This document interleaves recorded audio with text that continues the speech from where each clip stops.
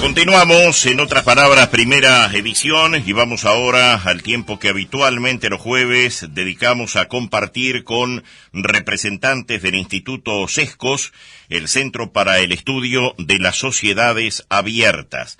Estamos en comunicación con Buenos Aires, con Lucía Salvini. Muy buenos días, Lucía. ¿Qué tal? ¿Cómo estás? Bienvenida. ¿Qué tal, Daniel? Buenos días. Muchas gracias por la invitación. Bien, para presentar a Lucía, digamos que es licenciada en Comunicación Periodística por la Universidad Católica Argentina, en la misma casa de estudios, profesora adjunta en las materias de Teoría Política y Comunicación en Internet, realizó un posgrado sobre Gestión de Políticas Públicas Metropolitanas y actualmente está cursando su último año de la licenciatura en Ciencias Políticas y Gobierno. Colaboró en investigaciones sobre la construcción del discurso político en las elecciones del 2015 y 2019 en Argentina y en la redacción de Alguien quiere pensar en las redes, en un capítulo sobre cómo comunican los gobiernos durante una crisis de Malena Dip. Es además fellow en Sescos. Lucía, me gustaría al comienzo, a modo de presentación muy general, hacer una referencia a tu libro, a tu última publicación. ¿De qué se trata y cuál es el argumento de esa incursión en la bibliografía? Perfecto, muchas gracias, Daniel. Bueno, te cuento, con Male lo que hicimos fue justamente relanzar su libro, que en un primer momento se llamaba Redes y Política, ahora se llama Alguien quiere pensar en las redes.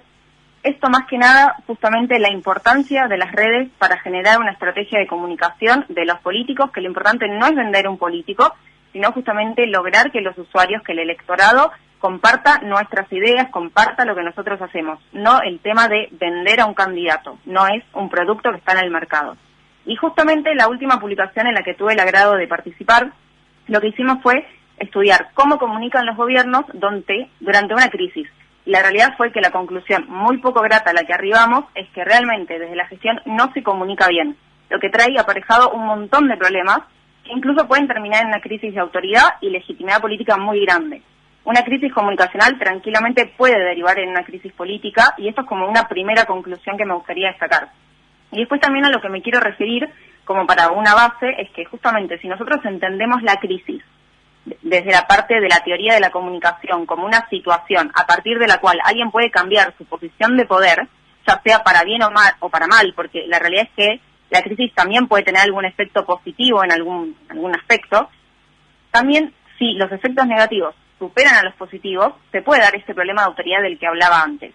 Y cuando las crisis específicamente se vuelven públicas, a partir de la mediatización es cuando se vuelven un fenómeno excepcional que se propaga rápidamente y empezamos a pisar en un terreno súper pantanoso que si no tenemos una estrategia de comunicación previamente definida, la realidad es que nos va a ir muy mal. Y esto es lo que analizamos en nuestro libro, en este capítulo, más que nada la gestión que fue de Mauricio Macri en el 2019 cuando se anunció que se iba a pedir un préstamo al Fondo Monetario Internacional y la realidad es que empezó ahí como un declive de comunicación a partir de que se quisieron subir a un trending topic de Queremos Flan, de un actor que salió a justamente explicar la situación que estaba atravesando el país en ese momento, de que el país estaba en llamas, pero la sociedad no entendía lo macro de, a ver, se está prendiendo fuego la casa, tus hijos piden flan. La sociedad, el país está en llamas, y la sociedad no entiende qué es lo macro, por qué me estás pidiendo flan, que ni siquiera sabés qué es el flan, mientras el país está prendiendo fuego. Entonces, en ese momento fue cuando el expresidente usó este Queremos Flan de hashtag que se había viralizado por todos lados y nadie entendía por qué estaba subiendo una foto a sus cuentas sociales con el hashtag de Queremos Flan y después al día siguiente salió un senador en un discurso en una sesión súper importante en el que se estaba tratando el tema del allanamiento a las propiedades de la expresidenta, actual vicepresidenta, Cristina Fernández de Kirchner y el discurso que dijo relacionó el tema del flan con las coimas y todo el mundo salió a decir, bueno, pero entonces ayer que Macri quería flan, quería coimas, realmente fue un despiole tremendo, desde el oficialismo no se entendían, usaban uno de una manera, otro del otro, no había una estrategia clara y acá fue claramente lo que decía antes, una crisis comunicacional devino en una crisis política, en una crisis de autoridad y de legitimidad, eso es lo grave. Claro. Estamos charlando con Lucía Salvini desde Buenos Aires y se me ocurre que si pudiésemos poner un rótulo a esta conversación sería cómo comunicar una crisis en tren de pregunta, con errores y aciertos. Lucía, ¿tú piensas que la mala comunicación lleva a la desinformación? Yo creo que sí y no, y me vas a preguntar por qué sí y no. No, porque se supone que toda gestión debe informar, siempre con la verdad como bandera, con información simple, directa, porque la ciudadanía necesita saber qué está pasando, necesita saber cuáles son las acciones y las medidas que se piensan llevar adelante, sobre todo en una situación de crisis. Este es un supuesto que en democracia debería de ser uno de los pilares fundamentales porque se vincula justamente con el derecho a la información. Pero también te voy a contestar que sí, porque si bien la desinformación implica una distribución deliberada de información falsa, y no creo que desde un gobierno justamente se apunta a desinformar al público, sobre todo en un momento de crisis, sí creo que desde el arco opositor, que está presente claramente en todo gobierno, porque siempre tenemos en democracia la lógica amigo-enemigo de la que habla Sartori y nos constituimos desde un oponente. Mismo, me gusta mucho hacer referencia a teorías, pero, por ejemplo, Verón también nos habla de lo que es el discurso político, y el discurso político mismo se construye desde la lógica de la negación y la confrontación con un otro. Entonces, desde ese lado, yo creo que desde la oposición hay un aprovechamiento de ese vacío que puede generar una mala comunicación, que no necesariamente es intencional, pero una crisis mal gestionada deja este espacio para que otro lo aproveche, y ahí sí se puede generar una campaña de desinformación, de fake news, de noticias falsas, en donde la gente realmente no llega a discernir bien qué es lo que es verdad y qué es lo que no es verdad. Claro, es interesante, Lucía, apartándonos un poco del camino que habíamos previsto, cómo allí y aquí, hablando de Argentina y Uruguay, los gobiernos de distinto signo, cuando hacen una mínima autocrítica, hablan justamente de la incapacidad para comunicar los logros, lo bueno que se ha hecho, e incapacidad para cuestionar con altura e inteligencia lo malo que han hecho los rivales. Por ejemplo, en Argentina se ha cuestionado mucho la opción que asumió Mauricio Macri cuando ingresó al Ejecutivo, al gobierno. Para algunos no dio una idea cabal de la situación del país, la situación de la economía argentina. Argentina estaba crujiendo después de los años de kirchnerismo, y para muchos Macri no logró trasladar esta idea de riesgo que le hubiera dado quizá un colchón mayor para, lo que fueron después sus propios errores, ¿no? Exacto, eso más que nada lo vimos incluso, pero desde la campaña. Nosotros en el 2019, en el 2015 y después en el 2019 vemos reiteradamente cómo desde un lado, desde el Frente para la Victoria en el 2015 y después en el 2019 el Frente de Todos, apuntó siempre a la comunicación negativa. Si bien en el 2015 estaban buscando la reelección, después en el 2019 los spots de Alberto Fernández justamente eran siempre atacando al otro lado, volviendo a esta lógica de tengo del otro lado un oponente. Siempre era yo voy a ser el salvador que viene a salvar a la Argentina porque Macri me está dejando una crisis tremenda.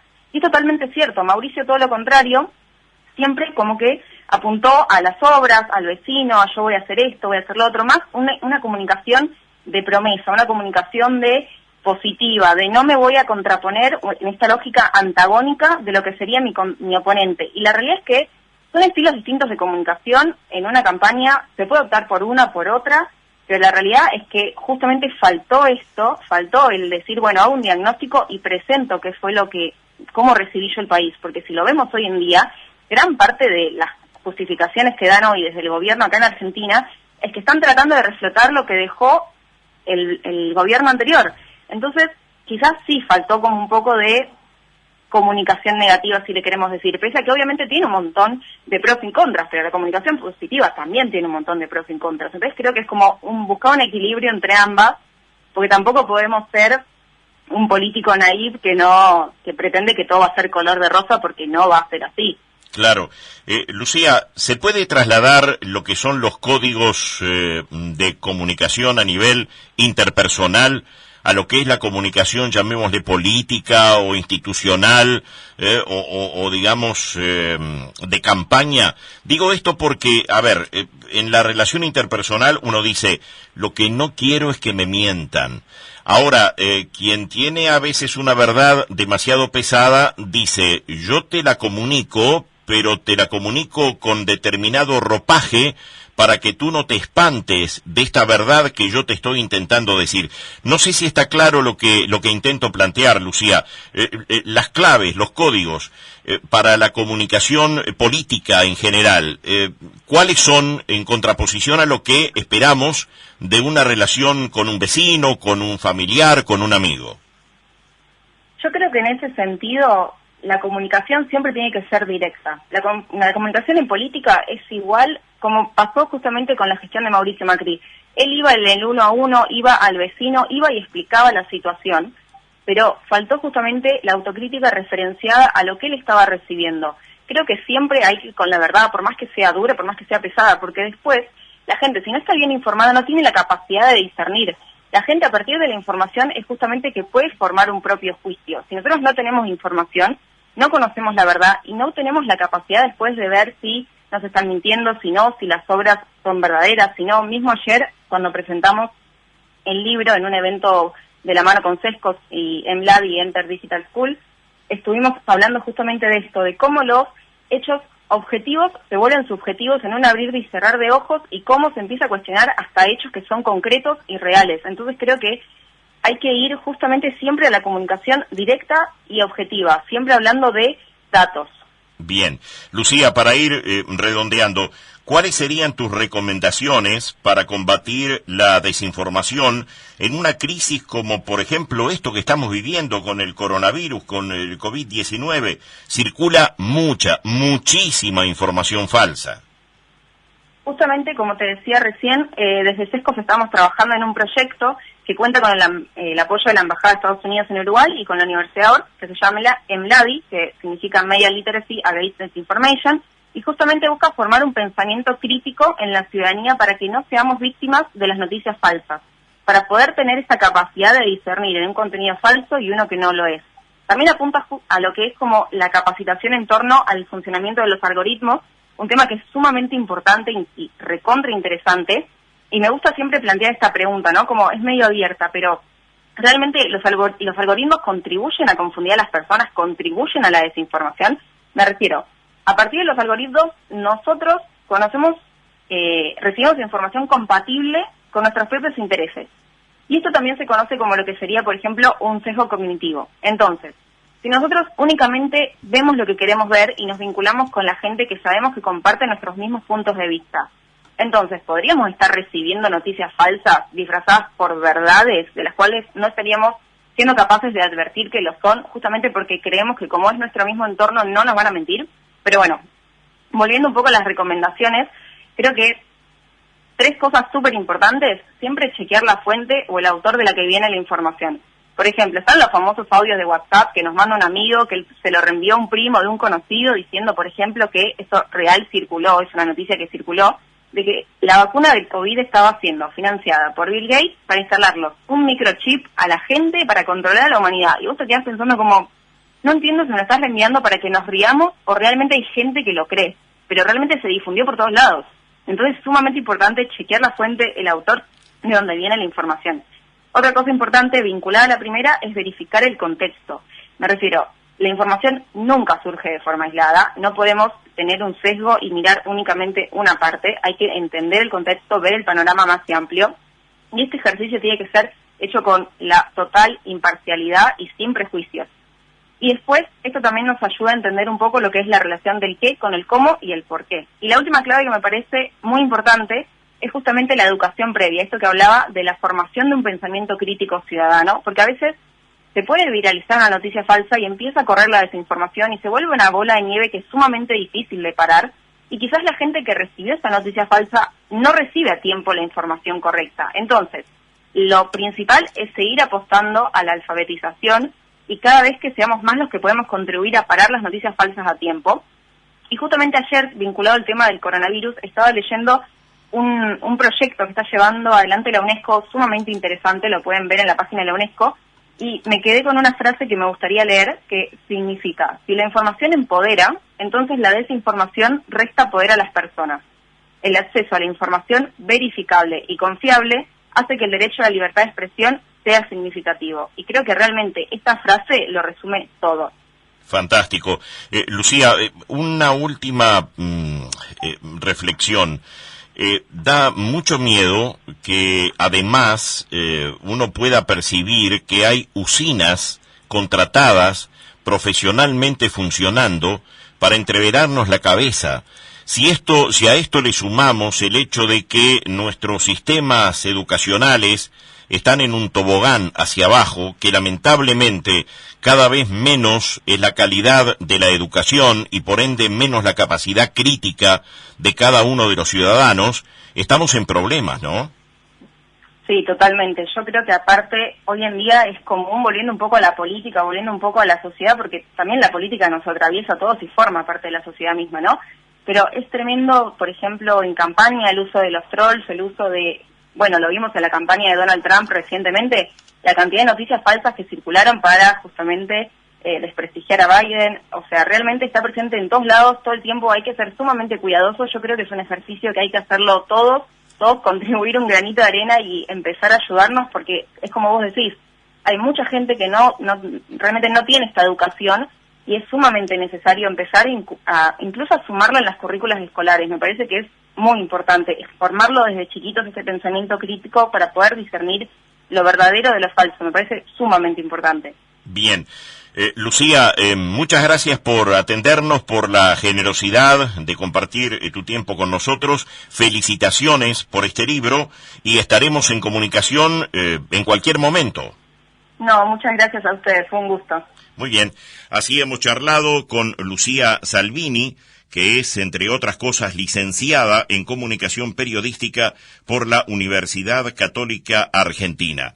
Además es fellow en CESCOS, el Instituto CESCOS, el Centro para el Estudio de las Sociedades Abiertas. Pausa y tramo final del programa.